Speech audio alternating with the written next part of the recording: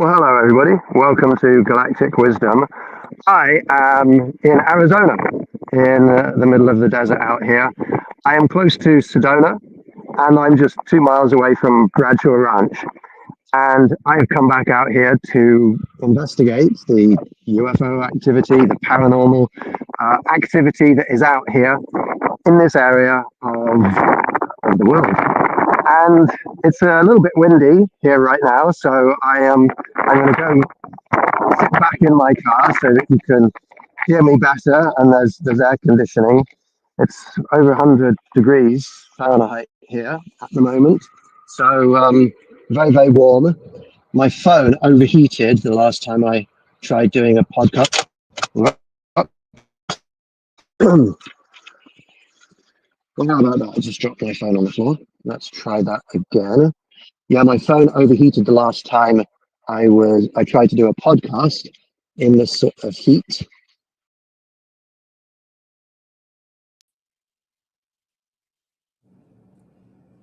Well, it looks like we just lost him. He might have hit a button while he's out there. So yeah, he's out in the middle of the desert doing some type of a private investigation, because we discussed this before the show started. So hopefully we'll get him back soon while he's out in the desert. And I was like, where are you? And because he was on his UFO tour, he toured the country. He visited pretty much from the mid to the southern tier states across the country. He didn't come up this far north. Otherwise, I would have met him myself. But hopefully he'll be coming back, and I think he's coming back right now. There you are. I was like, uh-oh. If you can flip your phone sideways, but don't drop it. There you go. It slipped out of the holder there and fell on the floor in my car, bounced out of the car, hit the red rock dirt floor. Okay. Does everything look okay? You were doing a private investigation where you are right now, and you just recently finished doing your UFO tour across the country, the mid to lower tier states. So now you're out there again doing more. Yeah. Hey, Bill, while you're here in the studio, are you able to access the video of the orb video? It'll probably be the last video I uploaded. We could just show them that video. It's a 1-minute video. And then I can talk more about it and why I'm out here right now. Is that the Bradshaw Ranch video? Yeah. I'm going to say goodbye to you. Enjoy. Have a great show, and those watching and listening. So, all right. Thanks, stand by. Bill.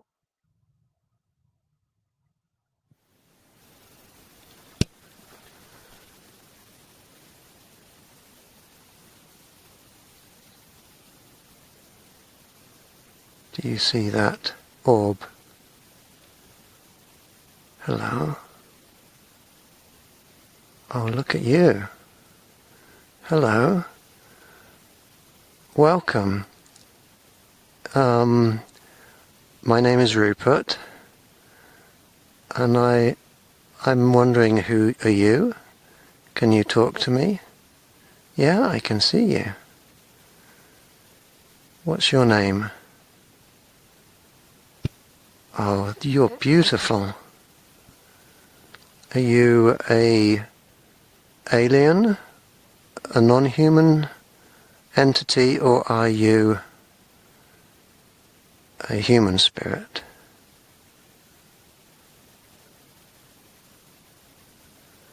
You are not a lens flare. You're in a set location.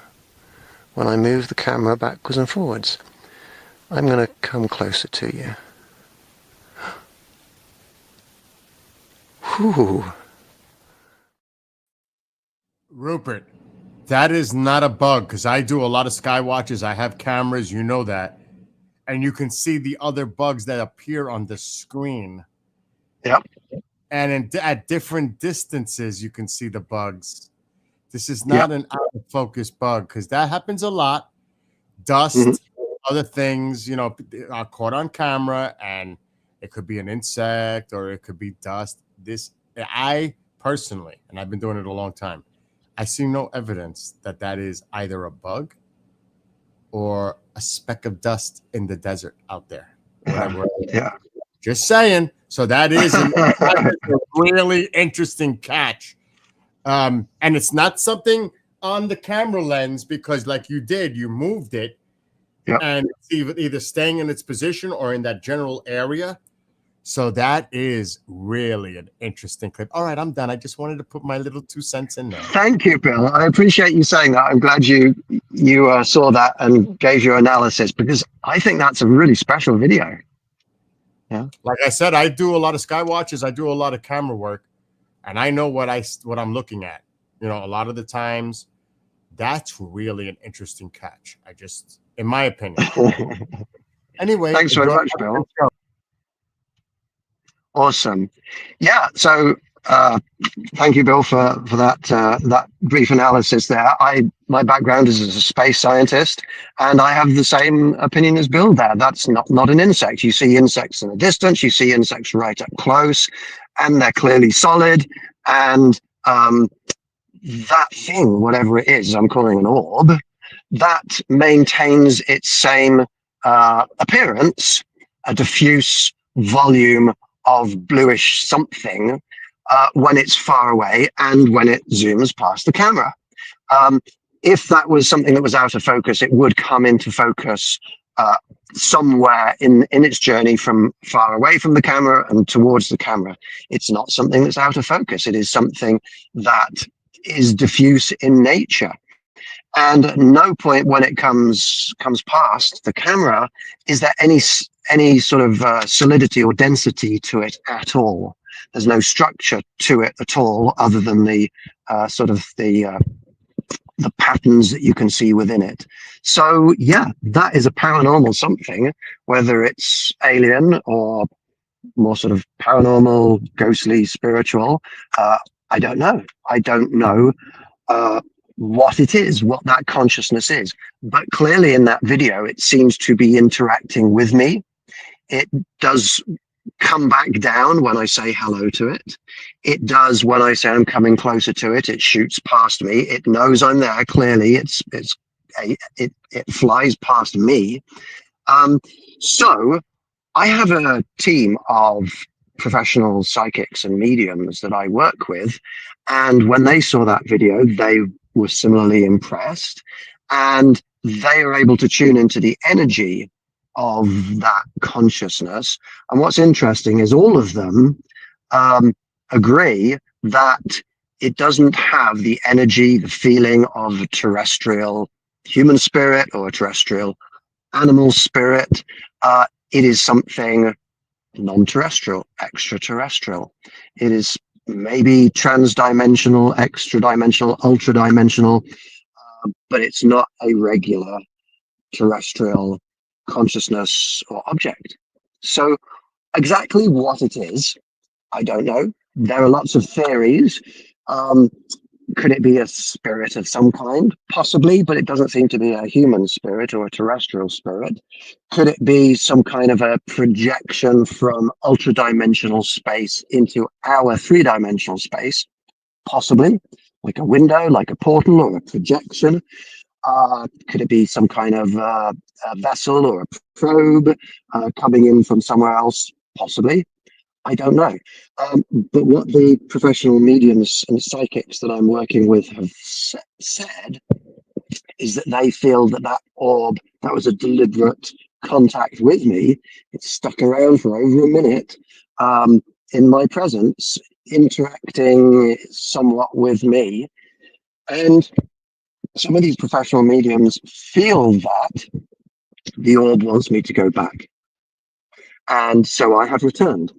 Just under a month after I videoed that, I have returned to Sedona, to Arizona, in spite of the intense heat and general hostility of this environment where I am. I am going to go back to Bradshaw Ranch, which is about 3 miles from here, actually, this evening. In fact, I'm probably going to go back before sunset, have a look around the ranch while it's still light, and then hang out there and try and connect with that orb or any other entities that are there. Again, that's my goal, that's my mission. And I'm going to say that I'm doing this more than just as an investigator. I'm not going there investigating to see what's there. I'm going there because I want to make friends with that orb. I want to make friends with the beings that are there. This is like a friendship, a relationship building exercise for me. Can I communicate with the beings? I suppose it is an investigation of sorts, but it's more to do with building a connection, a relationship with these beings. Now, it could well be that the orbs don't particularly want to communicate with me again, or the beings there are not interested in that. I don't know. But the fact that they were there once, and the fact that they're in a place that is generally known to be paranormally interesting, indicates to me that that's their territory, that's their domain. And if they appeared in that location once, then if I go back and hang out for long enough, maybe they will appear in that location again. So I'm going to head out there and I'm going to try and connect with them again, make friends with them. And so, yeah, if I disappear, I could have stepped through a portal. People have warned me to be careful around that area, because if you roam into the wrong place, there are portals. You can step through and vanish forever, or disappear off in one of their orb craft, if they have craft. I don't even know. There's a few things that could go wrong. That location is swarming with copperhead rattlesnakes, I've been told. And I've seen documentaries and videos, and people have sent me photos of people who go to that location and get attacked by something paranormal, and they come away with big scratch and claw marks on their bodies. People who have gone to that location have suffered radiation burns, a number of people, in a similar way that they experienced that at Skinwalker Ranch.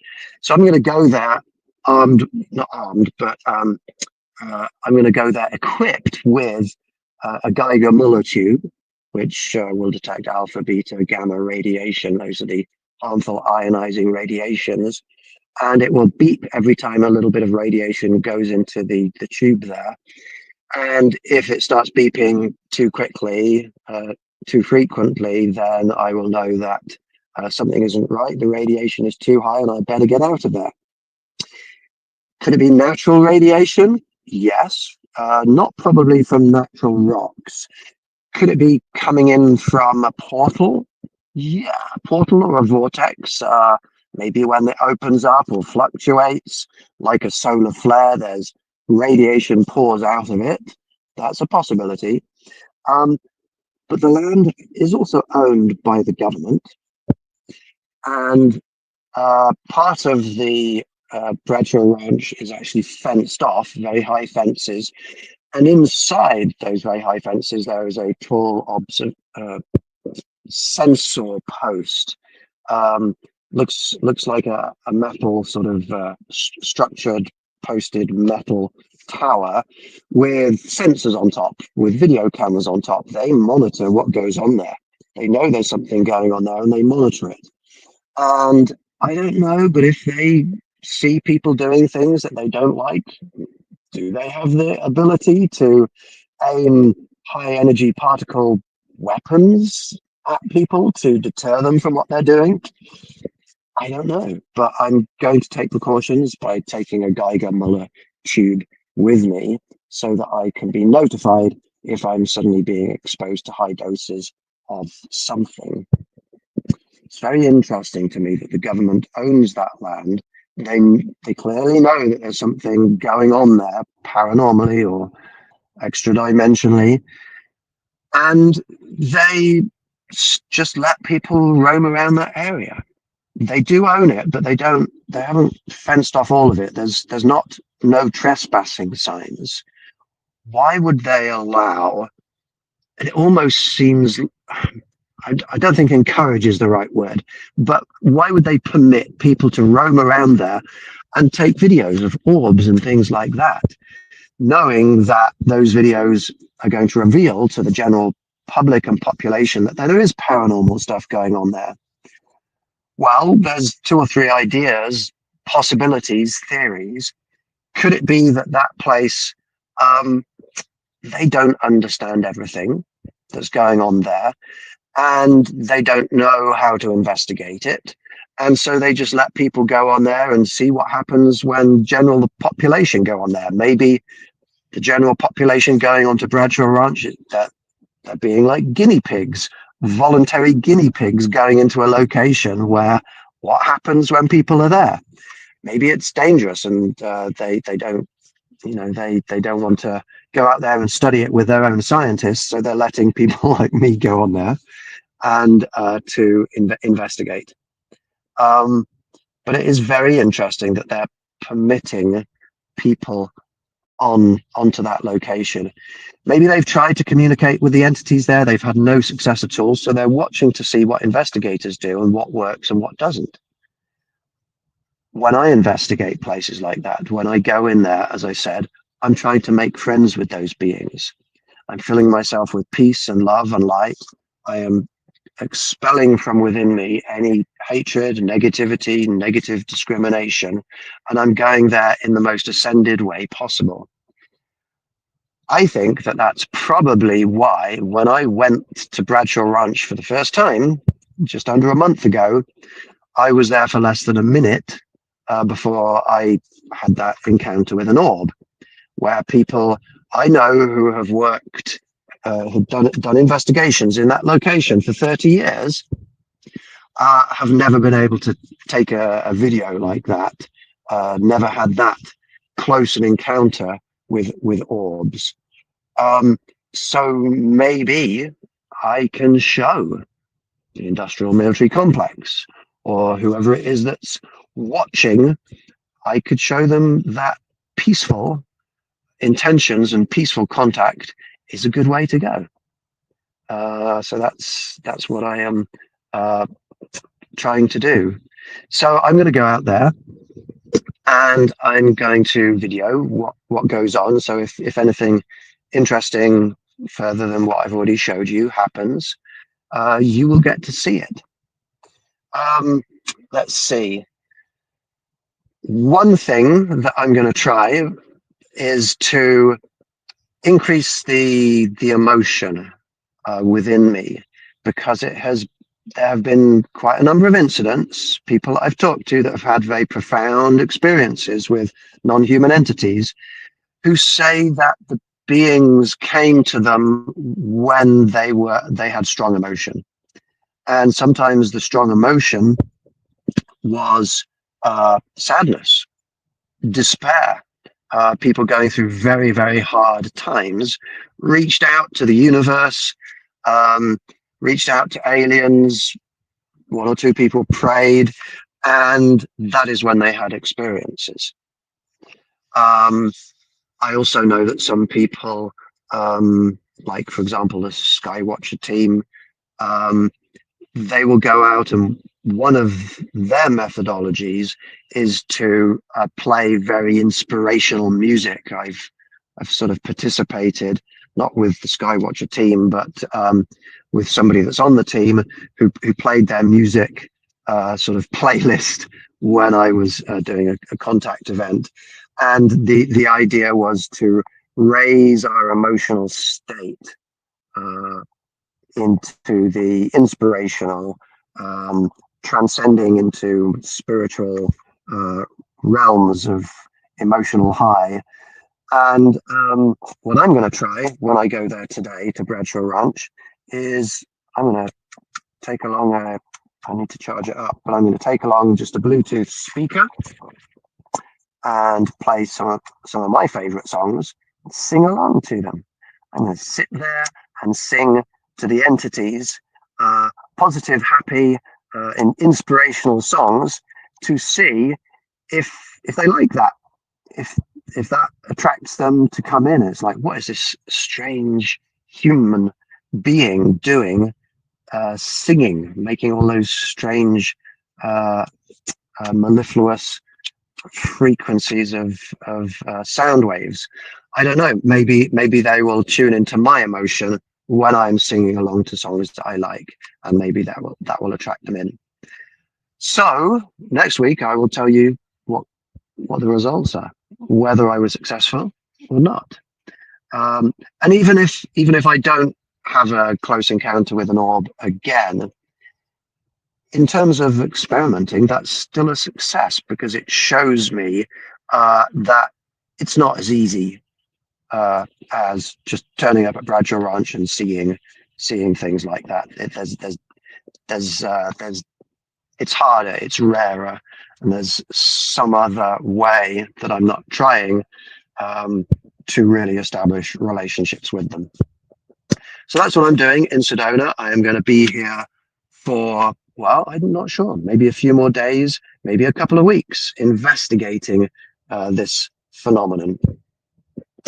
Okay, now the title of today's podcast, what was the title? It was something like preemptive. Oh, there it is on my screen. Preemptive attacks.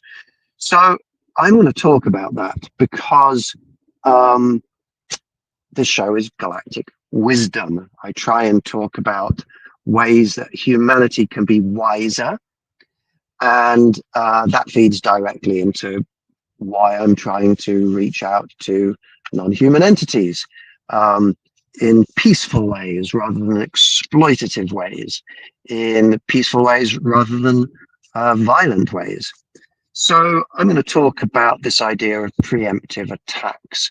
And when I talk about attacks, it could be like full scale, like international attacks, launching missiles and bombing other countries preemptively, which means we're going to do it before they do it to us, or we perceive them as a threat, and therefore we're going to take away that threat by attacking them first. So we could be talking on that sort of big scale, but preemptive attacks could also be just regular people in social media, regular people in our everyday lives. If you read a news article about somebody, and you judge that person to be guilty of something, and you go on social media and you say, hey, this person's guilty of something, that is essentially an attack on that person. And whether it is justified or not, it is still a preemptive attack because that person has not presumably attacked you. And you've just read a news article. Who knows if the news article is telling the truth? So you've gone out there and you've attacked somebody who is not attacking you, and may not even have attacked anybody else or be doing anything wrong. Because when you make your post, you're attacking them. That's assuming guilt without having proved it. So this subject of preemptive attacks can be on any level in our lives. And I'm going to refer to my notes here on my laptop to do this. So the questions we're looking at today: is it okay to attack a person, organization, or country preemptively? Preemptively means before they do it to you. And if you do it before they do it to you, you don't know if they were going to do it to you. So you go out and you attack people without knowing if they're going to attack you. Is it okay to attack them because we think they might attack us? Is it okay to attack them because we consider them to be a threat to us?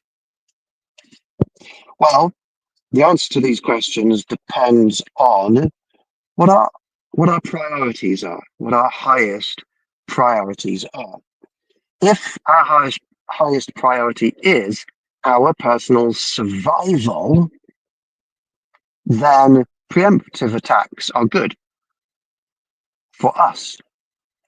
if we place our survival, our well-being above everybody else, while you go and attack other people, you knock them down, maybe even kill them, and that makes you safer, often, more often than not.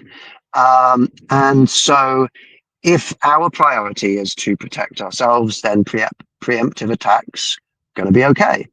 If a country out there, if we feel like they might be making nuclear weapons, and we don't want them to have nuclear weapons because then that becomes a threat to us, even though we've got nuclear weapons and we're a threat to them. We don't want other people to have the same level of strength and ability to attack and ability to defend ourselves. And so we might consider them to be a threat because, well, if they build a nuclear weapon, they might use it against us. And we deem our survival as the highest priority, then sure, it is good for us to attack them and to destroy their nuclear capabilities, if that's our highest priority. However, if peace and harmony are our highest priorities, then clearly attacking other people is, well, it's not peaceful. It goes against our highest priority.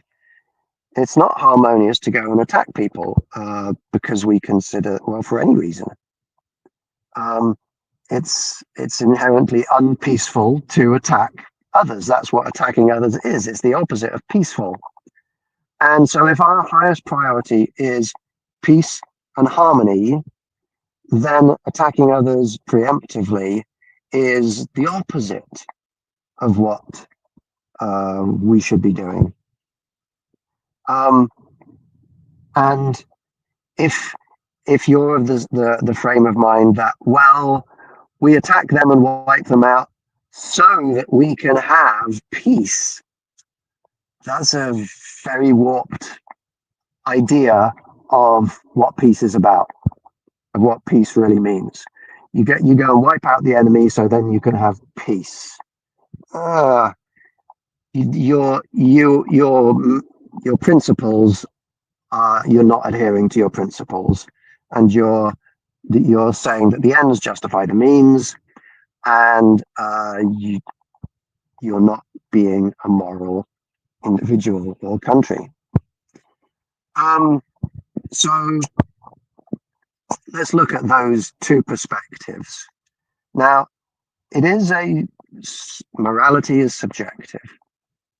So I'm not going to tell you, I'm going to give you my subjective opinion. My subjective opinion is going to become very clear, but I'm not going to tell you it is like somehow inherently, universally, fundamentally right to take this way rather than the other way. It is a matter of opinion, but I'm going to justify my opinion to you, and I'm going to examine both sides of the argument.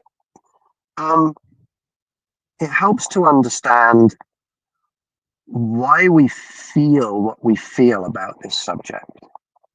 I understand why people might feel happy. We feel like it's appropriate if our country went and gave a preemptive attack on another country and we knocked out some of their military might. I understand why people might feel, yeah, that was the right thing to do.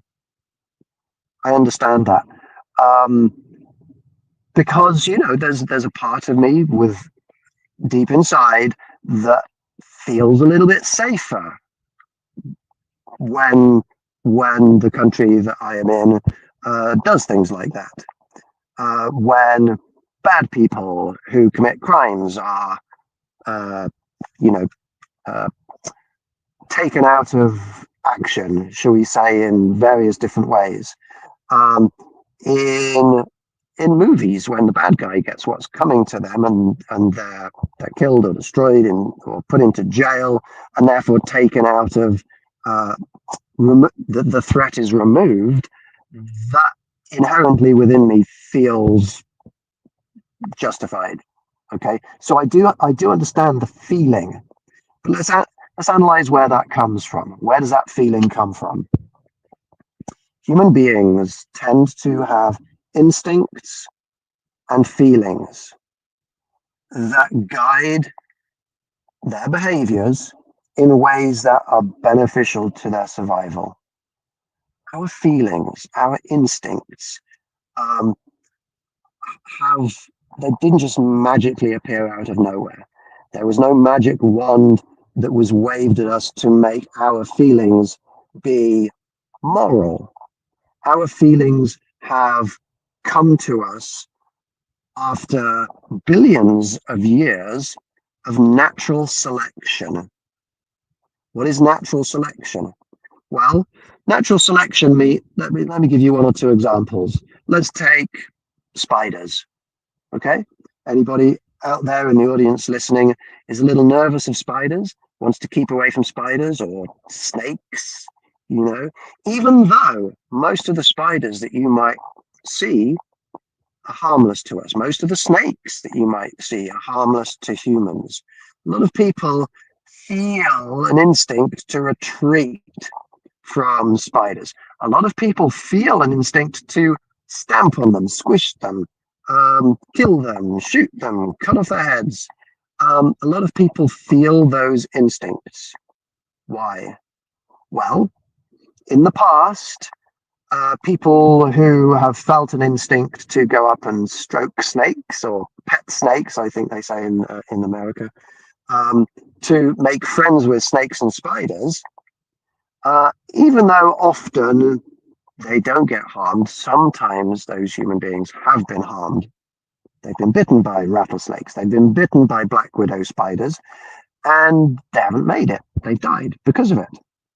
So if there's a bunch of people who feel an instinct to go and make friends with these creatures, and then there's a bunch of people who feel an instinct to keep away from them, well, the ones who feel the instinct to keep away from the snakes and the spiders, they're more likely to survive. And so having that instinct, having that feeling is a survival advantage.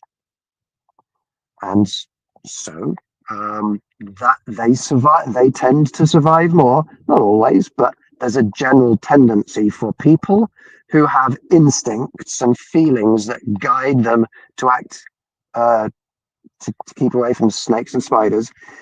They tend to survive more. And because then they tend to survive more, they tend to reproduce more, they tend to pass on their DNA more, they tend to pass on their instincts and feelings more, then it spreads out into the population. The tendency for people to shy away from snakes and spiders. That's just one example of many. But basically, when we behave in ways that assist our survival, then our survival is assisted. And we tend to pass on those characteristics, those instincts, those feelings, those ways of behaving to the next generation. And they spread throughout our population and all populations of organisms on the planet. And so there is this natural selection. And if there's any kind of if there's any kind of thought that, well, somebody out there might be a threat to us, and if there's any kind of an instinct saying they might be a threat to us, so we're going to attack them, we're going to attack them before they can attack us, and then we do go and attack them first before they attack us. Well, attacking others tends to put the attacker at an advantage. It increases their advantage and it decreases the advantage. It disadvantages the victim, the person or the country or the society, the organization being attacked. Attacking others preemptively is a survival advantage. And so, given that it's a survival advantage and given that attacking others first before they can attack us is a survival advantage, that's why a lot of people feel that it's right to do it. That's how a lot of people justify it, because it's for self-preservation. It's a naturally evolved instinct. So that is why a lot of people feel that kind of behavior is justified and is right. It does increase our chances of survival. It does impart a survival advantage on the attacker. However, that's to do with survival. That's not to do with morality. And we have the ability to be more intellectual than just responding to our primitive instincts and feelings. Attacking others preemptively is not moral. It is not good. It's certainly not peaceful. It's not a peaceful thing to attack people, to attack others, especially preemptively. It's not peaceful. It's not good. It's not moral. I have a vision, a philosophy that is universal peace. Universal meaning everyone, indiscriminately, undiscriminate, without discrimination, and universal love, which is essentially caring unconditionally for everybody. Attacking people first because we consider them to be a threat, that's not caring about them. Universal well-being, well, you attack somebody, you're taking away, you're reducing their well-being. So preemptive attacks on any scale are, in my opinion, immoral. Attacking others preemptively doesn't adhere to the morally and philosophically correct philosophy of assuming people to be innocent until or before being proved guilty. There is this idea that in our societies, in modern developed societies, there's this idea that is a fundamental basis of our legal and moral convictions, and that is that you assume somebody is innocent until they've been proven to be guilty. Well, attacking somebody before they've done something, that's the opposite of that. That's assuming guilt before they have done anything wrong. We're attacking them because we consider them to be a threat, not because they've done something wrong. So it's judging and sentencing people for things they haven't yet done. That's immoral. Even though you might feel like it's right because it assists your survival, and even if it does assist your survival, it's morally wrong. This is like this could be a light bulb moment for many people, because a lot of people, their sense of morality, think about that term, their sense of morality is to do what feels right to them, not to do what intellectually they can work out using the power of their mind. People's sense of morality is an instinct that is not always moral. And so if we go by what we feel, then, well, that's gonna land us as a species exactly where we are now, doing what we feel is right. And the result of human beings doing what we feel is right is often catastrophic to other people. It often results in wars and conflict, huge amounts of death, suffering, genocide.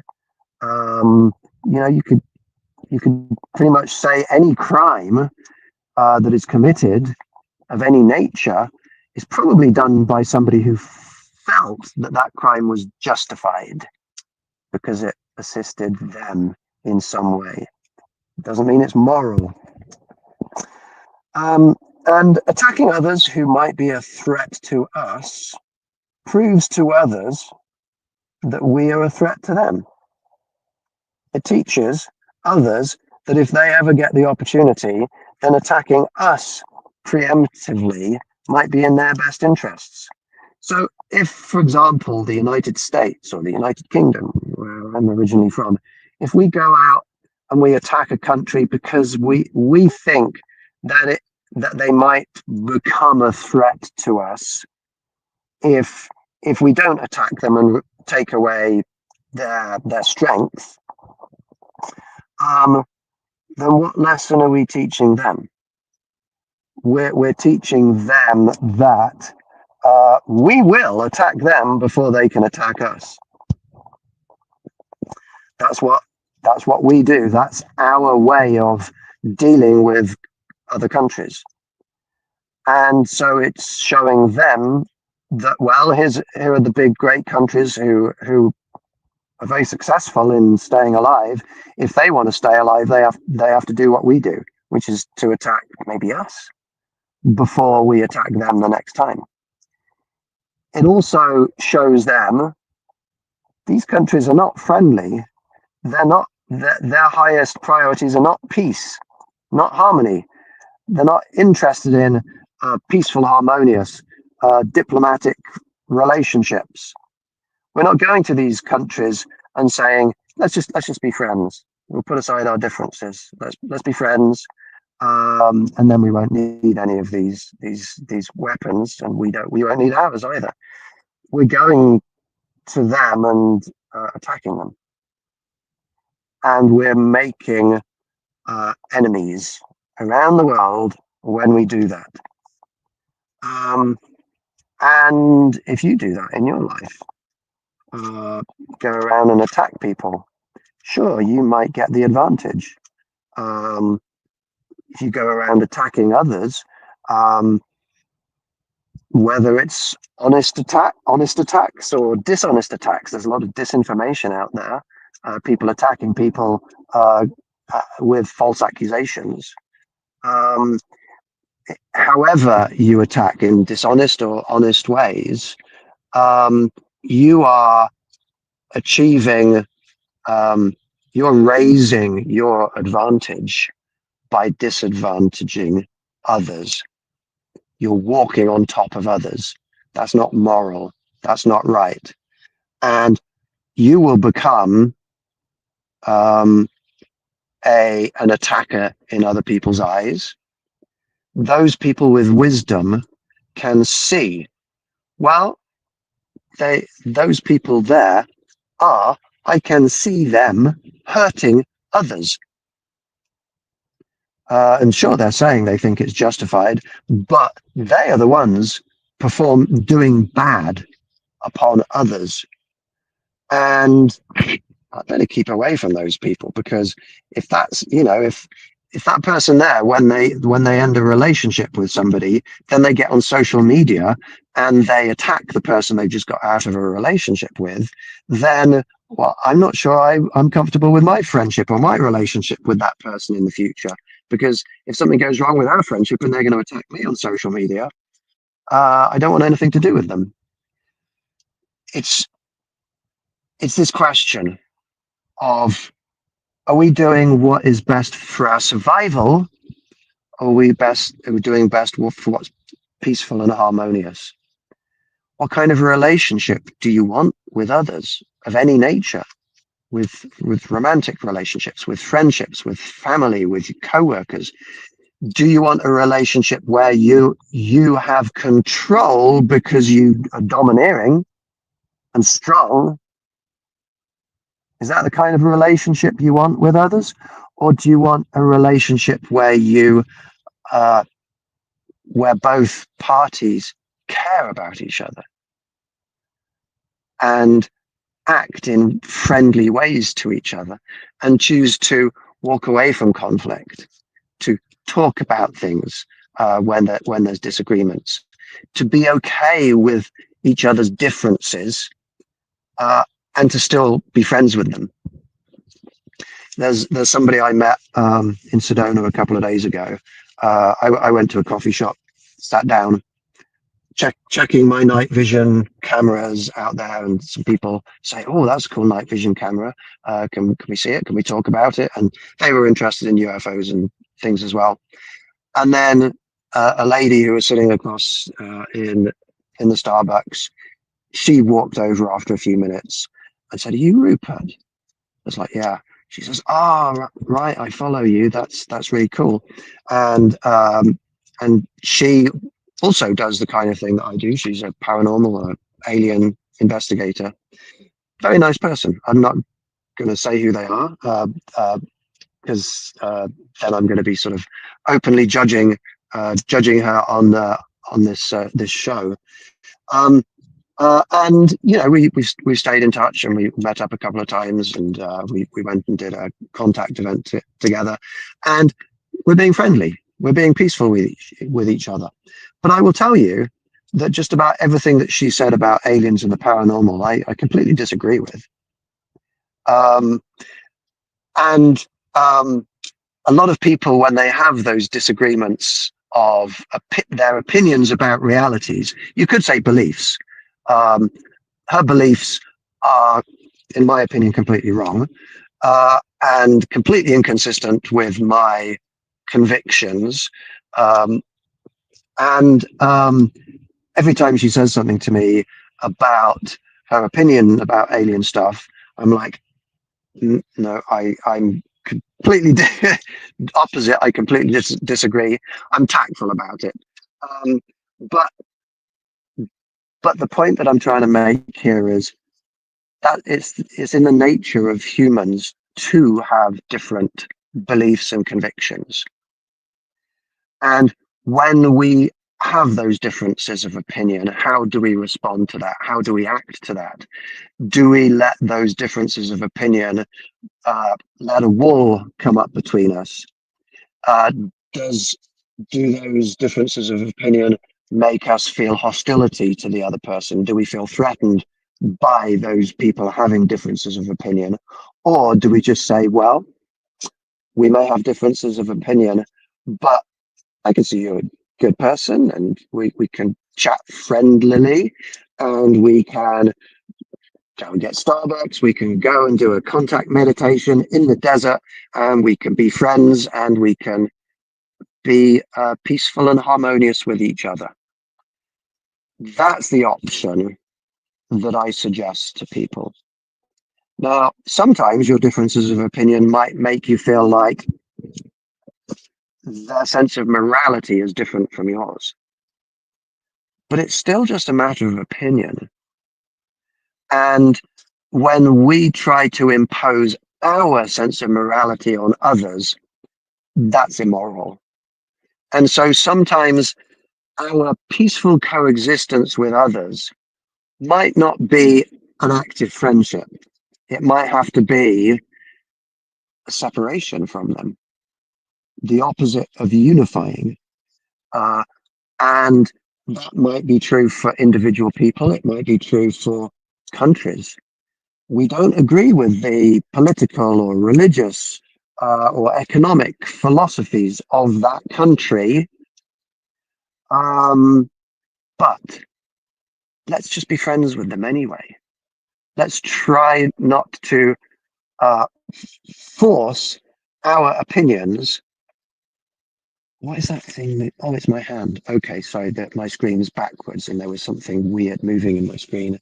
I thought it looked like an alien with antennae, but it was just my hand. Sorry. We don't have to force our opinions upon others. Okay, so another thing, human beings are extremely easily manipulated into believing that other people are a threat to them when in reality they are not. But it is far safer. Well, the reason for that is that it's far safer to perceive threats where there aren't any than to fail to perceive threats where they are. And so if we perceive threats where there are none, like in a friendly snake or a friendly spider, and we kill those friendly snakes and those friendly spiders, well, it's safer to do that than to fail to notice that the snake or the spider that's close to you is dangerous and to not kill it. But killing friendlies is not moral.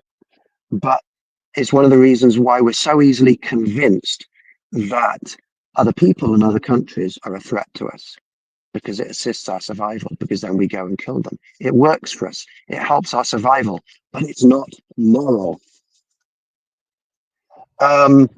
Human beings are extremely susceptible to being manipulated into attacking people and countries who are actually no threat to them at all. And I see that all the time. People promoting violence towards others and being violent verbally, textually, and physically towards others all around the world, in every country, even in countries where that we're not actively at war. I see it. I see people attacking others. It's hard to quantify, but in my experience, I would estimate that no more than 0.1% of humans are immune from such manipulation. That is like 1 in 1,000 that has the intellectual capacity and the moral and the spiritual level of ascension to be to rise above their instincts, to hurt others, to attack others. Can you be an extremist in peacefulness? Can you be an extremely peaceful person and choose not to harm anybody other than in direct self-defense? If somebody points a gun at your head, hand shot first. Han was right to shoot first because Greedo was just about to kill him. if you know what I'm talking about, that little Star Wars reference there. I am, of course, suggesting that peace is more important than survival. That is my subjective opinion. Given that we're all going to die eventually, it seems to me like a far more constructive and enjoyable use of our time on this planet to engage in peaceful, loving, harmonious interactions with each other than self-centered battles to stay alive. I wish you all peace, love, and happiness. Thank you very much for watching today. Take care, everybody. Goodbye for now.